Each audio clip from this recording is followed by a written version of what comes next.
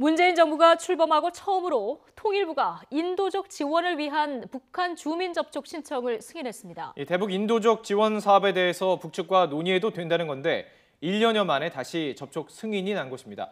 취재기자 연결합니다. 이선아 기자. 네, 통일부입니다. 네, 먼저 접촉 승인을 받은 단체 어떤 단체입니까?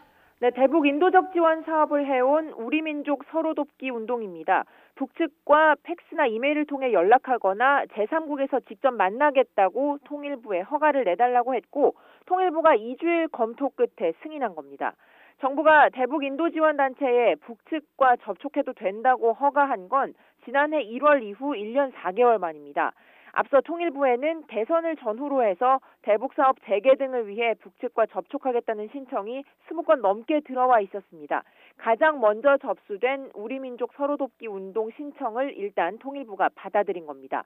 민간 교류는 대북 제재 틀을 훼손하지 않는 범위 안에서 유연하게 검토하겠다는 게 정부 방침인데요.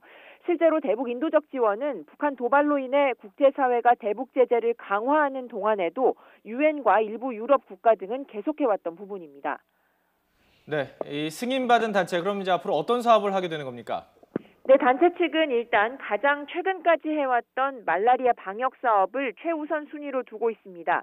지난 2008년부터 2011년까지 했던 사업인데 천안함 폭침과 연평도 포격 사건 등이 잇따라 일어나면서 한동안 북측과 접촉은 하지 못하고 방역 물자만 북한에 건네왔습니다. 하지만 물자 반출도 점차 줄다가 지금은 아예 사업이 중단됐습니다. 단체 측은 북측과 협의가 되면 정부 승인을 받아 이른 시일 안에 방역 물자를 북한으로 보내고 공동대표인 더불어민주당 원혜영 의원과 국민의당 천정배 의원 등의 방북도 추진하겠다고 밝혔습니다. 대북 인도 지원을 위한 북측 접촉과 별개로 물자 반출이 승인된 건 최근 1년여 동안 유진벨 재단의 결핵약 지원이 유일합니다.